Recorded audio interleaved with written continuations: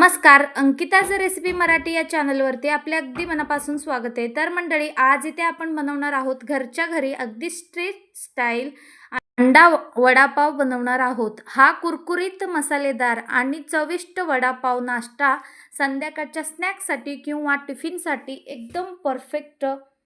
Street style अंडा वडापाव घरच्या घरी इतका सोपा आणि चविष्ट बनतो हे तुम्ही पाहिलंच नसेल.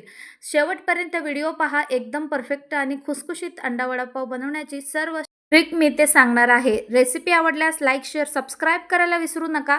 चला तर इथे आपण 8 अंडे धुवून घेतलेले आहेत. आता आपण कुकरमध्ये ठेवून घ्यायचे.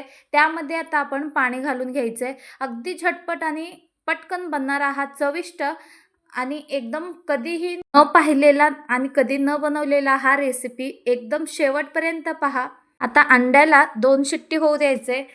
कुकरमध्ये घालून 2 शिट्ट्या काढून घ्यायचा. तोवर इथे आपण बेसनाचा पीठ मळून घ्यायचं. बेसनाचं पीठ आपण व्यवस्थित परफेक्ट असा एक बॅटर बनवून घेऊयात. आता आपण इथे बेसन घालूयात. मी इथे आशीर्वादचा बेसन घेतलेला आहे. तुमच्याकडे जे अवेलेबल आहे ते तुम्ही घेऊ शकता. तर आता आपण इथे बेसन एक कमीत कमी पाव केजी एवढा आपण बेसन इथे घेणार आहोत. आता ह्याला व्यवस्थित परफेक्ट बॅटर बनवून घ्यायचं. जसं भज्जीला आपण बनवून घेतो त्याच पद्धतीने आपल्याला इथे बॅटर तयार करायचं. आता आपण यामध्ये मीठ घालूयात. मीठ घालून परफेक्ट असा आपण याला पीठ तयार करून घ्यायचं आहे. यामध्ये आता आपण हळद घालून घेणार आहोत थोडंसं. आता आणखीन आपण यामध्ये काहीही घालायची गरज पडत नाही. थोडं थोडं पाणी घालायचं आणि हे सगळं व्यवस्थित मिक्स करून घ्यायचं आपल्याला. इथे तुम्ही पाहू शकता व्हिडिओमध्ये या पद्धतीने आपल्याला पीठ तयार करून घ्यायचं. जसं भज्जीच्या पिठाला किंवा जसं वडापाव करतो त्याच पद्धतीने आपल्याला हा पीठ तयार करून घ्यायचं आहे. रेग्युलरी बटाटे वडे जसे करतो तसेच आपल्याला हेही बनवायचं आहे.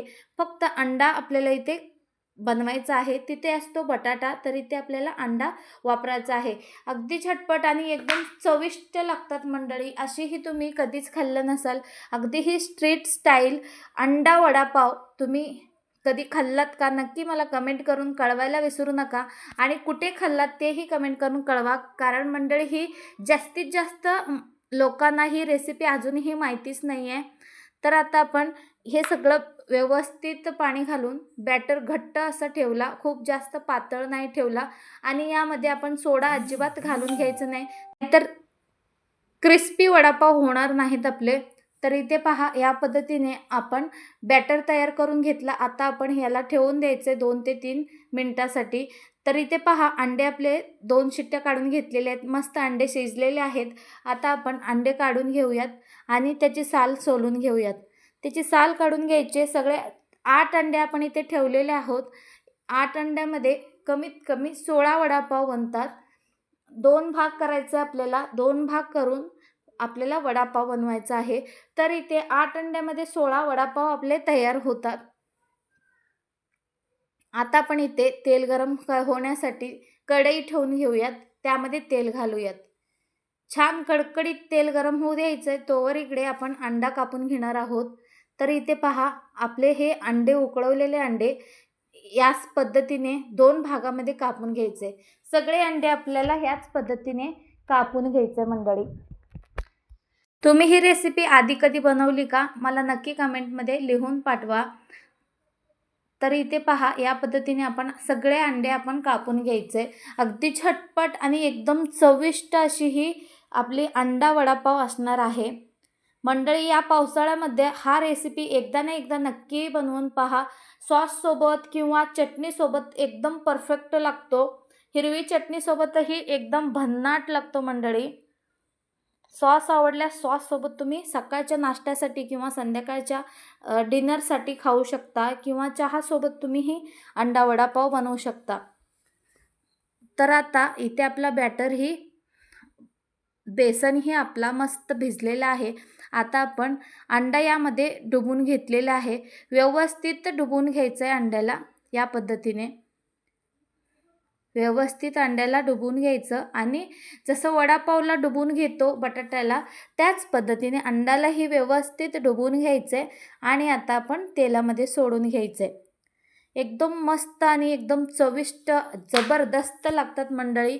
ही रेसिपी सगळ्यांनी एकदा ना एकदा नक्की ट्राय करायला पाहिजे. तर पहा, इथे आपण 4 ते 5 अंडा वडा तळून घेणार आहोत. आता आपण इथे वडे मस्त एक साईडला झाले की पुन्हा दुसऱ्या साईडलाही पलटून घ्यायचं आहे. पण आणखीन इथे आणखीन 1-2 सोडून घेऊयात.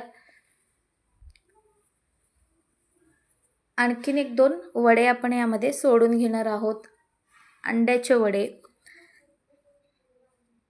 कुरकुरीत आणि मसालेदार आणि चविष्ट वडापाव नाश्ता संध्याकाळसाठी किंवा टिफिनसाठीही एकदम परफेक्ट लागतो मंडळी. उत्तम आहे, सगळ्यात उत्तम आहे. सकाळच्या नाश्त्यासाठी तर अतिउत्तम. त्यामध्ये प्रोटीन असतो. सकाळ सकाळी एकदम शरीरासाठी उपयुक्त असतो. नाश्त्यामध्ये तुम्ही सहज खाऊ शकता. व्हिडिओ शेवटपर्यंत पहा. रेसिपी आवडल्यास लाईक, शेअर, सबस्क्राईब करायला विसरू नका. आणि अशी चविष्ट अंडा वडापाव तुम्ही कधी बनवलात का किंवा खाल्लात का? नक्की कमेंट करून कळवा. तर पहा, इथे गोल्डन ब्राऊन होईपर्यंत आपण तळून घेतलेले आहोत. आता आपण हे काढून घेऊयात. पहा, मस्त आणि परफेक्ट अशी आपले अंडा वडा तयार झालेले आहेत. आता आपण आणखीन वडे सोडून घेऊयात. आणखीन 4-5 वडे आपण इथे सोडून घेणार आहोत.